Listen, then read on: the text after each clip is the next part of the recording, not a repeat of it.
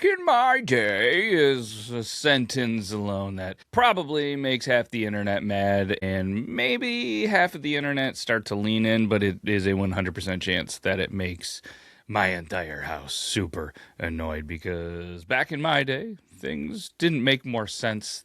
I feel like they just made us a little bit tougher. And today, I'm going to explain the modern world using absolutely outdated logic, a little bit of some coach energy and confidence that I definitely did not earn. Welcome back, everybody, to the Stay Out of My Fridge podcast.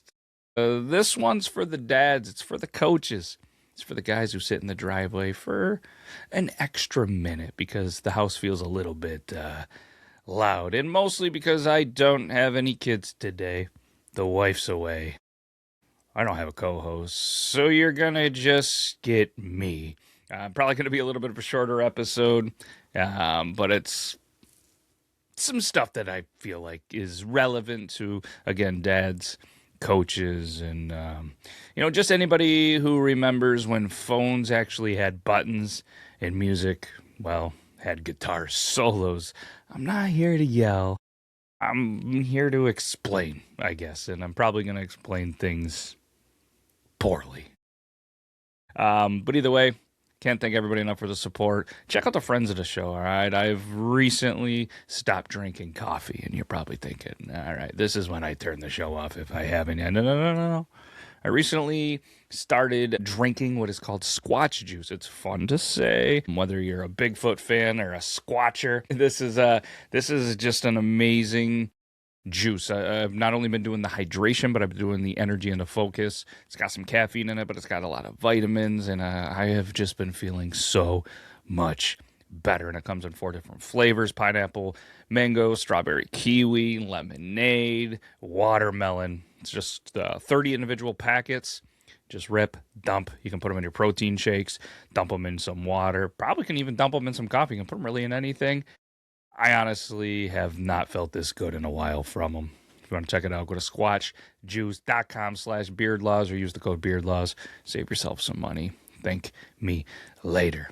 And the beard, it's been looking pretty good lately. I've been getting a little extra comments. I got it in a bun because I've been super busy with practices and having to get some stuff done. And it's thanks to Live Bearded. This is honestly the best beard products I've ever used, and I truly would think that it would make the beard in your life, whether it's yours or a buddy or a husband or a dad or a grandpa, whoever's got that great beard, or a beard that just wants to become a great beard. Go check it out, livebearded.com. Use code beardlaws. Save yourself some money. Help me help you have one of the best beards that you can grow. All right. Thank you for letting me get that in. Let's jump into some things, all right? Because I want to talk some TikTok slang. Yeah, I got a TikTok. Beard laws. Maybe you've seen me reacting to some people shaving off their beards, all right? Maybe you've seen me getting the beard ready for the day, all right? But I'm not overly into some of the TikTok slang. Because back in my day, if something was bad, you know what we said? We said it was bad. I was going to say the word, but I probably should avoid swearing for this one. Now, apparently, instead of just saying it's bad, it's apparently mid. What does it mean? I'm not 100% sure. I'm assuming it's mid. It's middle. It's like a 5 out of 10. It's like a 2.5 out of 5. It's just meh. It's meh. It's mid. Sounds like something you would say when you don't want to commit, right? I mean, mid. It's not the most annoying thing that people say, because let's be honest, that whole 6-7 thing has, well, come. Hopefully it's gone. It's served its purpose. It's been around a little bit too long. It's kind of like that guy that is really, really drunk at the bar.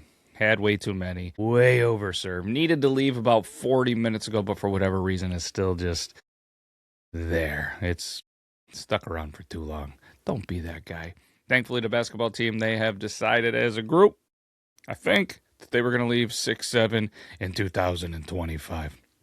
I'm personally thankful for that. But another thing, too, back in my day, confidence, it meant looking someone in the eye and being wrong publicly. And apparently now it's called Rizz. Rizz isn't confidence. It's confidence with background music.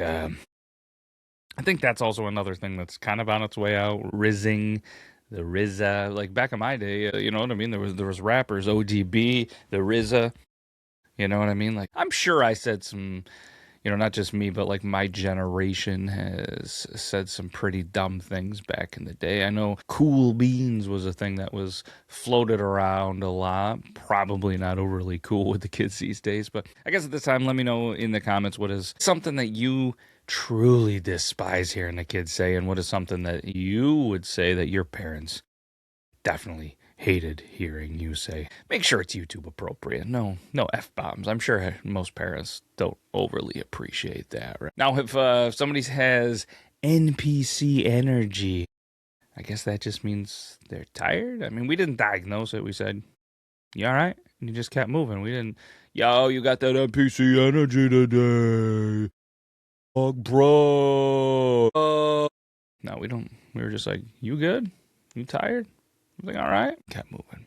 Another thing that I don't overly love is the let's go.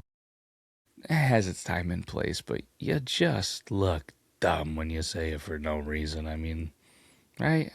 Is it me? I sound cranky. Let's go ahead and move on. Back in my day, parenting advice was simple. You tried something. If it worked, you did it again.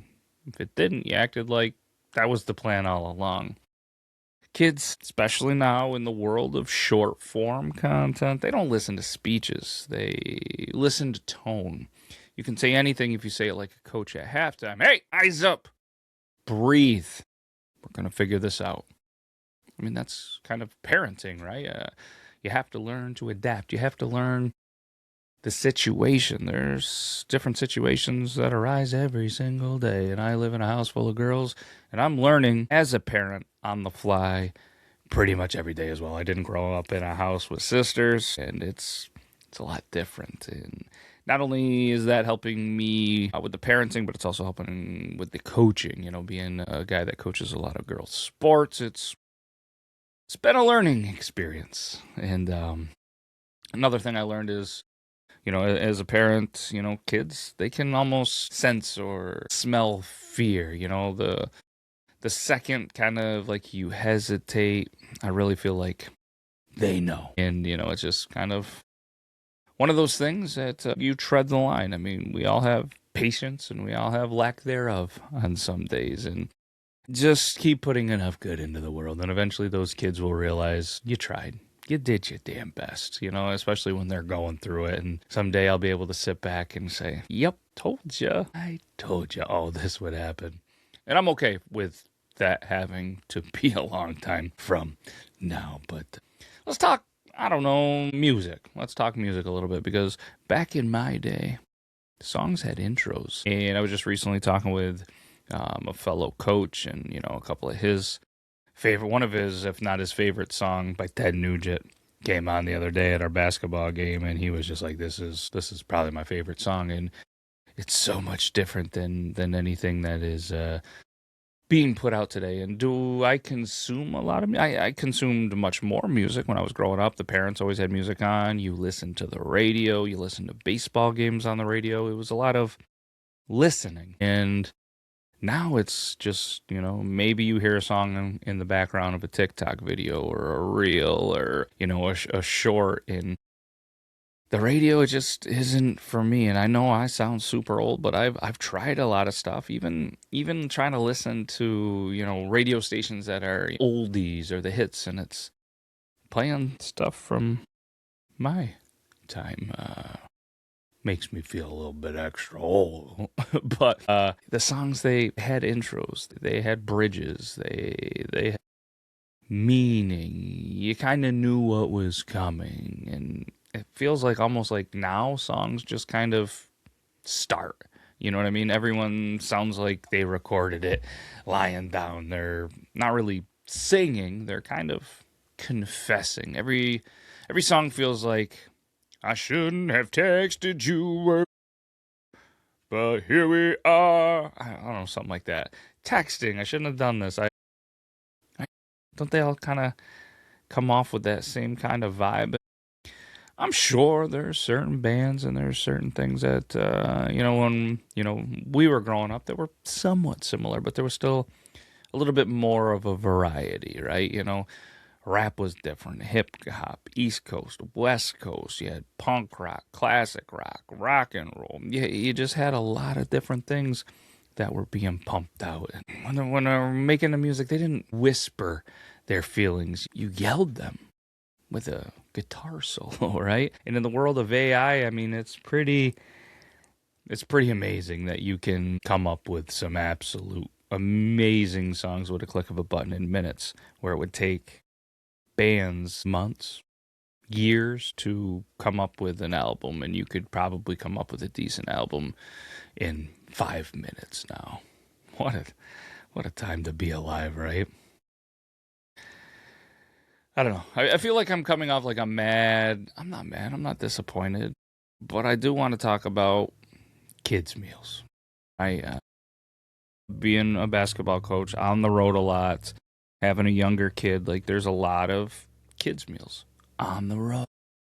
And it got me thinking, like, back in my day, when you went to a crap Donald's, you went to a king of, the burgers, and you went to these places and you got yourself a kid's meal.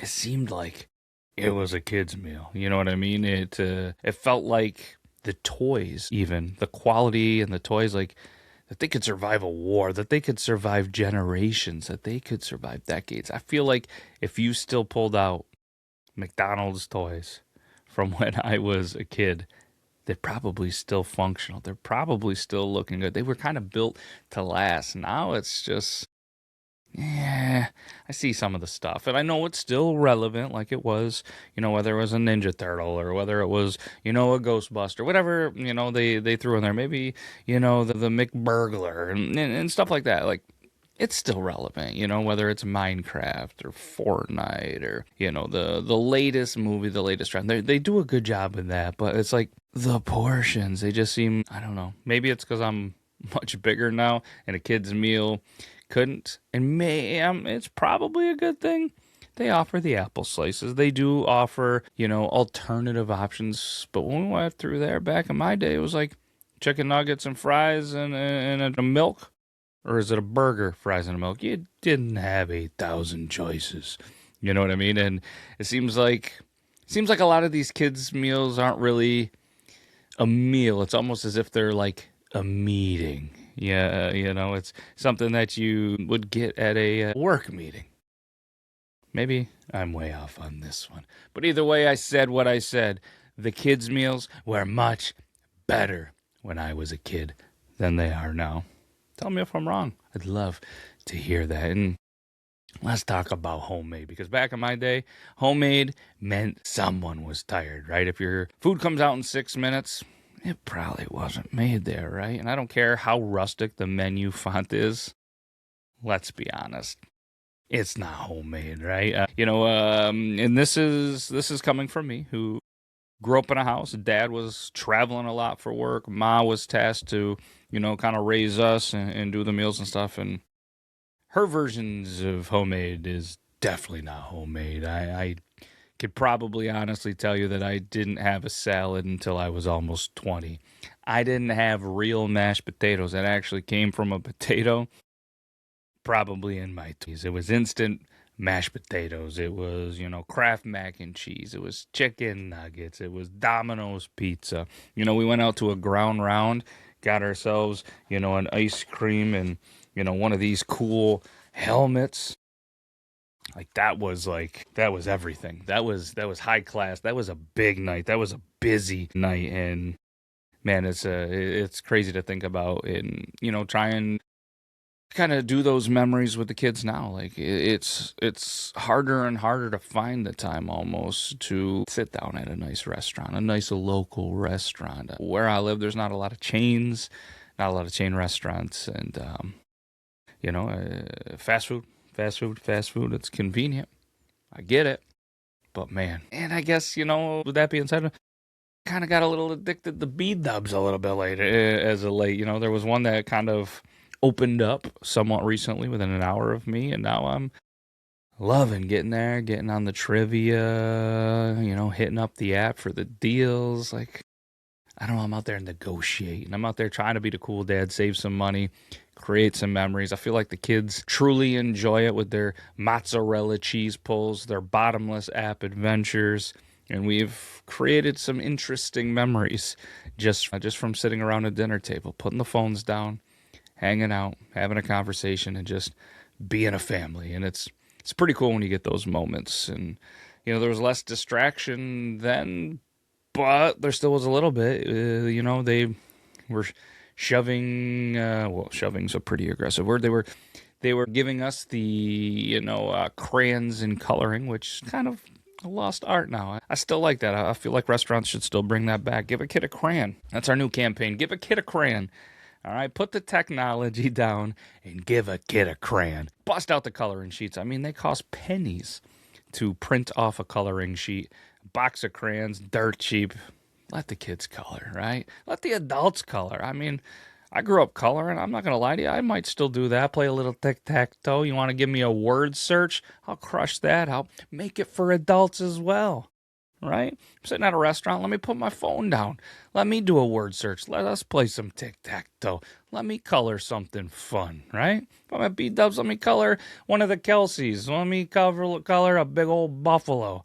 I don't care what it is. I truly think I think that's a great marketing campaign. Whoever decides to steal that idea, I want 3% and just credit. Just give me some credit. That's fair, right? Yeah, I said what I said.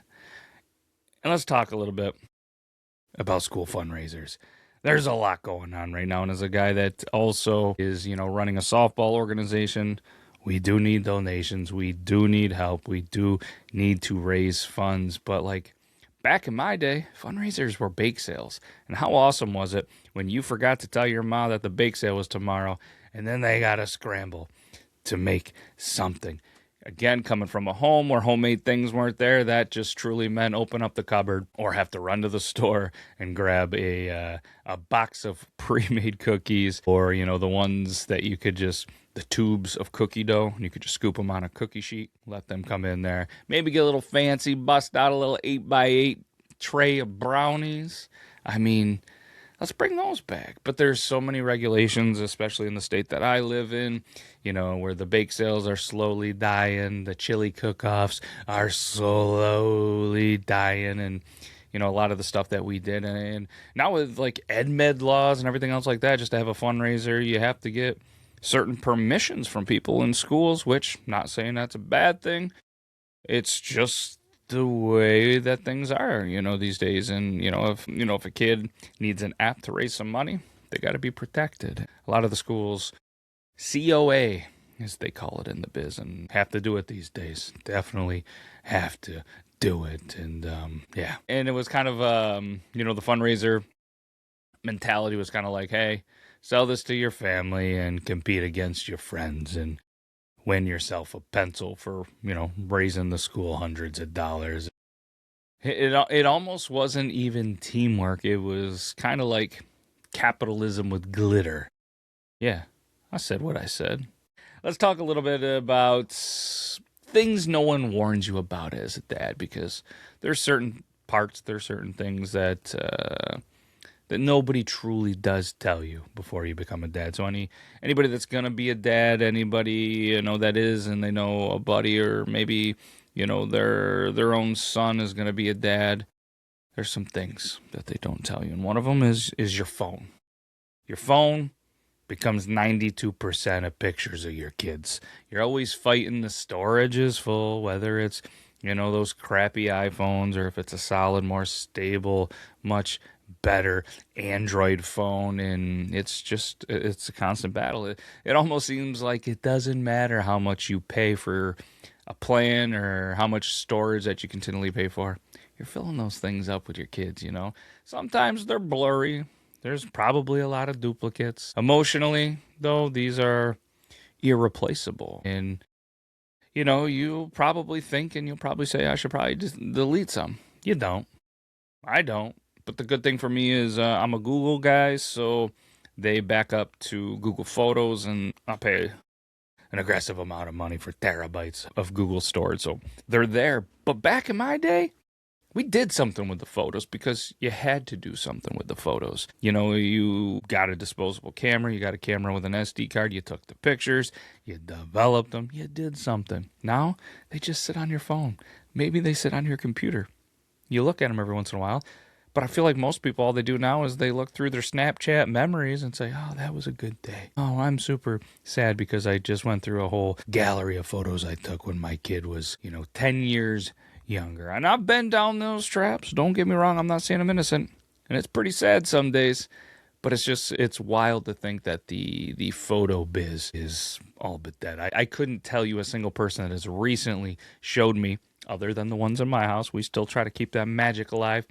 That mainly I try to keep the magic alive because I spent a lot of my youth years working and developing photos in the photo department, so it's got a soft place in my heart. But yeah, not a lot of people, especially not a lot of kids. There was a time where the Polaroid recently made another little resurgence, so you could get the Polaroid cameras, take a picture, hang it up there. But I feel like that phase is come and gone, just like 6, 7.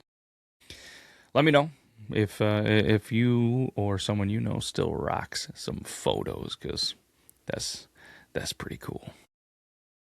What else pretty cool? Snacks, because back in my day, if you brought snacks, they were yours. Now they are almost like they're community property, and somehow their snacks are always gone. You don't get mad. You just stare at an empty box like something ended. Right? I mean, we recently just bought a big old box of flavored blasted goldfish. They're so good, but they're one of those snacks that every time you walk by, you got to take a handful. Did you know that a serving size is like 120 to 140 calories for 51 goldfish? And I bet you that I could throw 51 in the air one at a time, land them in there, and I could go on a 51 goldfish streak. Maybe I'll try to throw up and eat 140 calories in goldfish on the next show, just to prove to you that I have a weird hidden talent that is absolutely useless. But another good snack we've been throwing around the house that I was always under the impression was like a super healthy snack, but it's a wheat thin. We got the family size box. The oldest, brings wheat thins and cheese and lots of fruit and, pretty much a charcuterie board. Charcuterie board. Is that how you say it? Charcuterie. I don't really know how to say it, but pretty much brings that on lunch every day, and that's tough to be mad at because it's could be a lot worse. Pretty jealous because I come home and eat a peanut butter and jelly with honey peanut butter and wheat bread. Because I'm a healthy boy. I feel better eating that for lunch and then crushing a bowl of ice cream.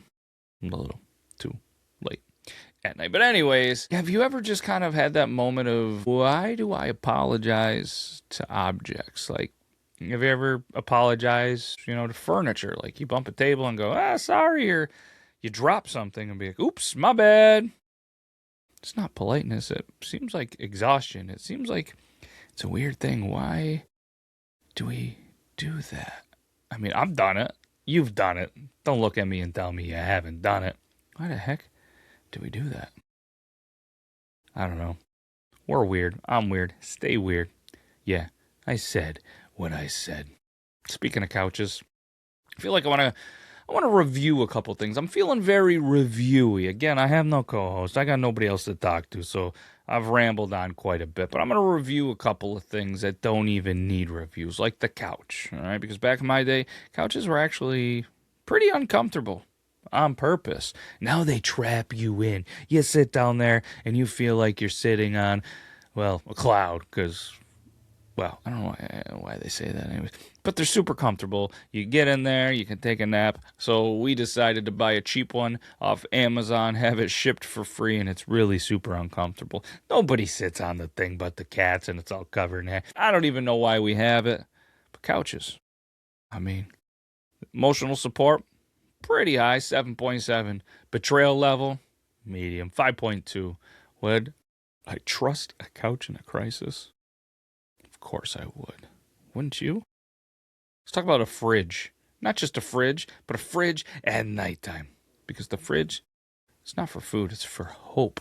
Nothing changes, but you still check. How many times have you opened a fridge? Nope, a little bit hungry, knowing you shouldn't eat, but you're like, nah, close it. Look at the cupboard. Back to the fridge. Back to the cupboard. Over to the pantry. Back to the fridge. Back to the cupboard. And finally, you come to the conclusion that there's just nothing to eat. I mean, I can't be the only. It's not weird. It's not crazy. It's fatherhood, right? All right. Let's review I don't even know if it's a review at this point. Let's talk about the one fork. Every house has the one fork. And if someone else is using it, you notice. I don't personally think it's pettiness. I think it's principle. For me, I got a golden fork. The wife, she's got a certain fork that's a certain weight. Kids, they're starting to lean to it a little bit. The oldest went through a spork stage. I'm not exactly sure why, but it was a stage. And let's be honest, from emo stage to spork stage, I'll buy some damn sporks instead of all the black clothing. But we're past that. Let's not live into the past. And yeah. Food, eating standing up, tastes better because there's no commitment. It's not eating. It's almost survival. Tell me I'm wrong. All right? Also tell me I'm wrong. The thermostat. The thermostat is sacred. Not because of comfort, but out of respect. When you set the thermostat stays. When you leave, you turn it down. It's simple. Now, if only everyone in the house could disagree with that. Now, there's a lot of people in my house, they take naps. I personally think naps are fake. Until you accidentally get one and you wake up angry and confused. I was going to try to sneak one in today, realized I had way too much to do. So, we just try to get to bed a little earlier. But then as soon as you hit the pillow, you're wide awake. And then you don't get the sleep. You think about the basketball game. You think about work. You think about, did I shut this off? Did I do this? Is the hot tub turned down? Oh my goodness. It's not just me. Back in my day, things didn't need apps. I mentioned I love them at dinner. But they're kind of out of control, right? I mean, the toaster doesn't need Wi-Fi. The light bulb doesn't need updates. What happens to just being able to turn things on without agreeing to terms and conditions, right? With that being said, I do have some lights behind me that I control on an app, so maybe I shouldn't talk more. You know what? I'm not going to talk more because back in my day, things weren't perfect, but they seemed to make sense. And if none of this made sense to you, congrats. You're tired too. And seriously, thank you for taking some time out of your day to give this a listen. Now, it was needed to be done, you know. No co-host, no kids, no whatever. It was time to just do what I do. Do what I love to do. I love sitting out in the studio, talking into this mic, and just, you know, trying to put out something that's entertaining for someone, whether it was advice, whether you just needed a laugh. That's what I try to do. This is all for fun. So thank you for listening. I appreciate it. I got to go cook dinner for the family before they get home and just enjoy the peace and quiet for just an extra minute or two. So this has been the Stay Out of My Fridge podcast. Can't thank you enough. We'll do it next week. Hopefully I'll have some co-hosts or co-hosts back. Hope you have a good rest of your day. Take care, everybody. Knock, who's there? It's the podcast you adore. Stay out of my fridge. We're back, ready to explore. Got a tale to tell, gonna make you laugh, gonna make you smile. So buckle up tight, it's gonna be a wild ride. We're diving deep into your fridge where secrets